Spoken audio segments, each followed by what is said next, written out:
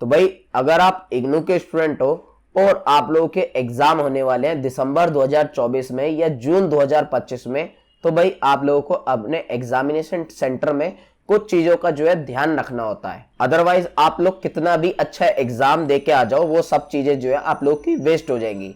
अब वो बातें क्या है मैं आप लोगों को अभी बता देता हूँ। उससे पहले भाई आप लोग हमारा टेलीग्राम ग्रुप और व्हाट्सएप चैनल ज्वाइन करना मत भूलिएगा, दोनों का लिंक मैंने नीचे डिस्क्रिप्शन में दे दिया है। अब सबसे पहली चीज भाई, आप लोग जब एग्जाम पहली बार देने जाओगे तो आप लोगों को भाई अपना एडमिट कार्ड जो है वो प्रिंटेड फॉर्म में लेके जाना पड़ेगा। आप ब्लैक एंड व्हाइट भी निकलवा सकते हो या आप कलरफुल भी निकलवा सकते हो, कोई भी चल जाएगा।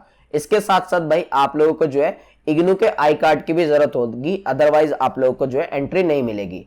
अगर भाई आप लोगों के पास इग्नू का आई कार्ड नहीं है तो उसकी जगह आप कोई भी गवर्नमेंट आईडी का जो है यूज कर सकते हो इग्नू के आई कार्ड की जगह। आप लोगों के पास ड्राइविंग लाइसेंस हो, आधार कार्ड हो, पैन कार्ड हो या वोटर आईडी कार्ड हो, कोई भी आप लोगों का जो है गवर्नमेंट आईडी प्रूफ है, वो आप लोगों का इग्नू के आईडी कार्ड के बदले में काम आ जाएगा, फिर आप लोगों को एंट्री मिल जाएगी। दूसरी चीज भाई आप लोगों को ये ध्यान में रखनी है कि कोई भी आप डिजिटल गैजेट वगैरह जो है वो क्लास रूम में नहीं ले जा सकते हो जिसमें आप लोगों के एग्जाम वगैरह होंगे। इवन आप लोग जो है बैग वगैरह भी नहीं ले जा सकते हो। वो बैग वगैरह या जो आप लोग के डिजिटल डिवाइस वगैरह होंगे वो सब आप लोग को जो है क्लासरूम के बाहर ही छोड़ना पड़ेगा, रखना पड़ेगा। लेकिन भाई उसकी वहां पे कोई भी सुविधा नहीं होती, आप लोगों को वहीं पे जो है ऐसी सब कुछ छोड़ना पड़ेगा क्लासरूम के बाहर। तो ये टोटली आप लोगों के ऊपर डिपेंड है कि आप लोगों को वो चीज लेके जानी है या नहीं लेके जानी।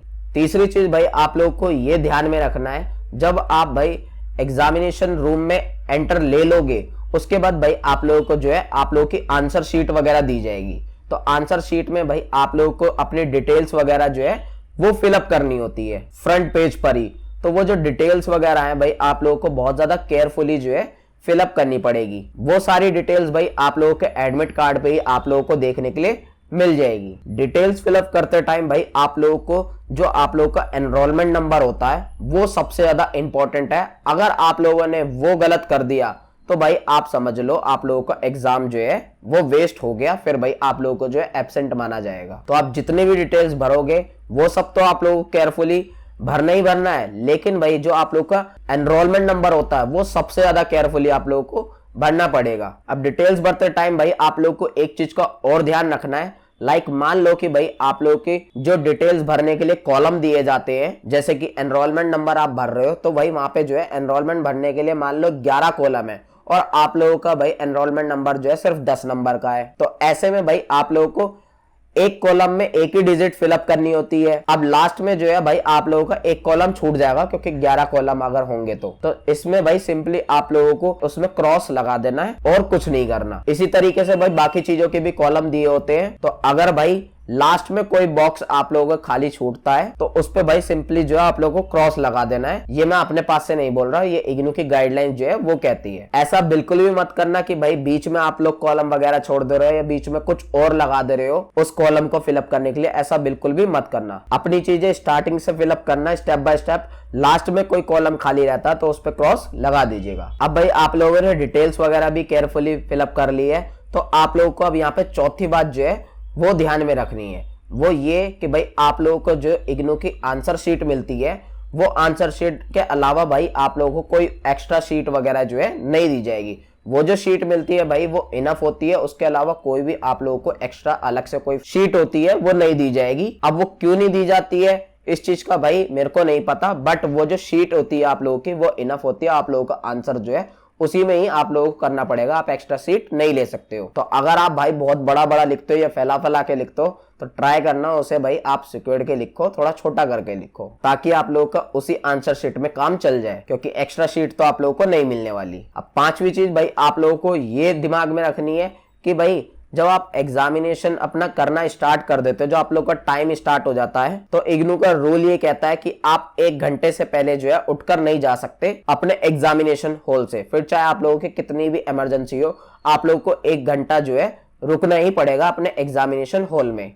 उसके बाद आप जा सकते हो अपने आंसर शीट को सबमिट करके। छठी चीज भाई आप लोगों को यह ध्यान रखनी है, जो आप लोगों का एग्जामिनर होता है वो आप लोगों के पास एक अटेंडेंस शीट लेकर आएगा। उस अटेंडेंस शीट में जो है आप लोगों को सिग्नेचर जो है वो जरूर से करने हैं हर पेपर में। वो जो अटेंडेंस शीट होती है भाई, उसमें आप लोगों का नाम और एनरोलमेंट नंबर लिखा होता है और उसी के सामने जो है आप लोगों को अपने सिग्नेचर करने हैं सिंपली। अगर आप ये सिग्नेचर वगैरह करना भूल जाते हो या एग्जामिनर भाई आप लोगों से करवाना भूल जाता है, तो भाई ऐसे में आप लोग कितना भी अच्छा एग्जाम लिखा हो, आप लोगों को एब्सेंट करार दे दिया जाएगा, फिर आप कुछ भी नहीं कर सकते। तो अटेंडेंस शीट पे भाई सिग्नेचर करना मत भूलिएगा। एक बार को एग्जामिनर आप लोगों का भूल जाए, सिग्नेचर वगैरह कराना आप मत भूल लीजिएगा। अब जो आखिरी बात भाई आप लोगों को ध्यान में रखनी है वो ये रखनी है, जब आप लोग पूरा अपना पेपर कर लोगे तो आंसर शीट सबमिट करने से पहले भाई आप लोगों को एक चीज चेकआउट करनी है। वो ये है कि भाई आंसर शीट पे आप लोग ये जरूर देख लीजिएगा, आंसर शीट पे जहां आप लोगों के सिग्नेचर करने का कॉलम होता है वहां पे आप लोगों ने अपने सिग्नेचर कर दिए हैं या नहीं करे हैं। इसके साथ साथ जो आप लोगों का एग्जामिनर होता है उसके सिग्नेचर करने के लिए भी एक कॉलम होता है आप लोगों की आंसर शीट में, तो उससे भी सिग्नेचर कराना मत भूलिएगा। ये दोनों सिग्नेचर बहुत ज्यादा इंपॉर्टेंट है।